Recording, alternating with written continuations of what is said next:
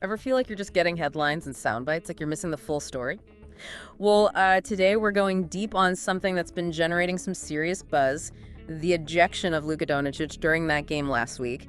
And to really unpack it, we're going to be looking at this video script called The Night Luka Was Robbed, which, right away it's coming from a very particular perspective. Oh, yeah, for sure. And the script starts off setting a pretty dramatic scene. You've got, like, slow motion footage of what looks like a game-winning shot, this amazing moment of skill, and then bam, freeze frame on Luka's face, looking totally confused. The narration tells you right then and there that this was supposed to be a legendary night, but things went south quickly. So what we're going to do here is kind of trace the events that led to this ejection, look at the key moments the script focuses on, and try to figure out what made this incident so controversial. What made it stand out. All right, so the script points to this one moment with a fan as being super pivotal.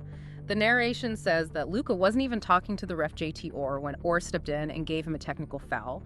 The script actually emphasizes that the fan himself admitted that Luka wasn't talking to the ref. So I'm curious, in situations like this, what are the typical reasons a ref would call a technical foul?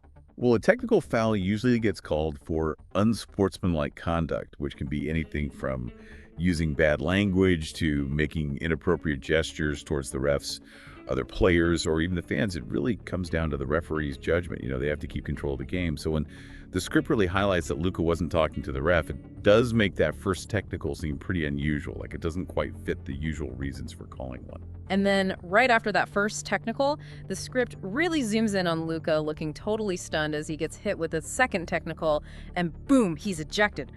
The narration uses some strong language here, saying it was just two words misinterpreted to rip him off the court. It's really painting a picture of like a super quick and maybe totally unfair escalation.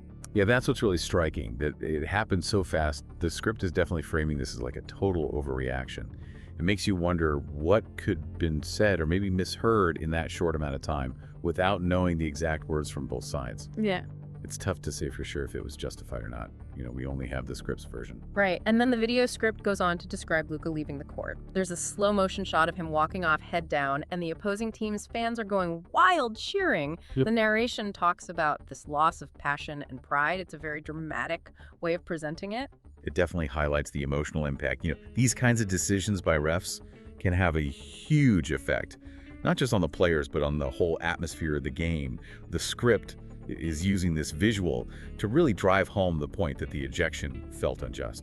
And to add even more fuel to the fire, the script includes this mic'd up comment from Jared Vanderbilt. He says, "The ref told Luka, 'I'll talk to anybody but you.'"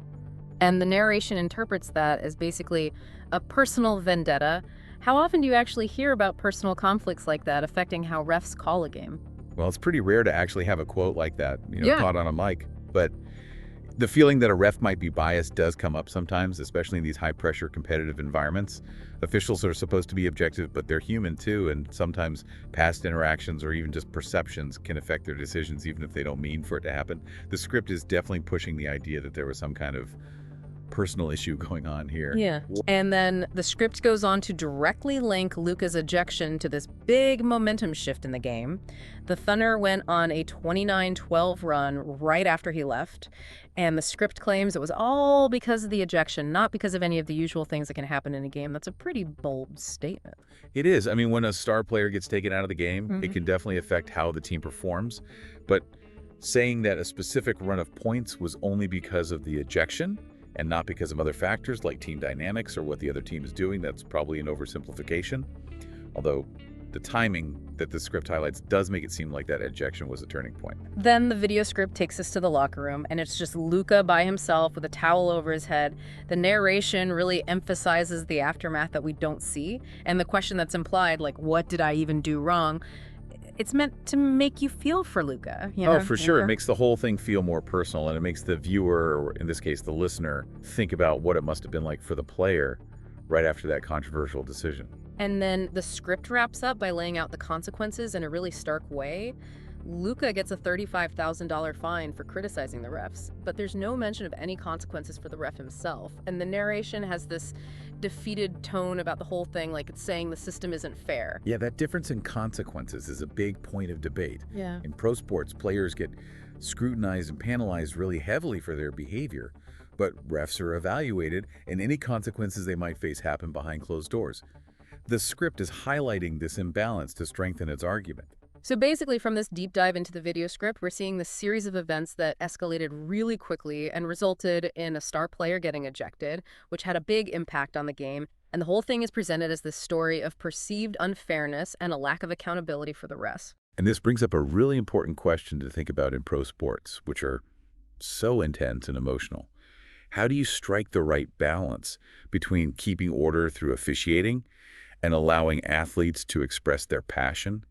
How much should subjective judgment affect the outcome of a game, and what systems are in place to make sure things are fair and everyone is held accountable? Something to really ponder. Absolutely. Lots to think about there. Thanks for breaking it down with me. Anytime. And for all of you listening, keep those questions coming. We'll be back with another deep dive soon.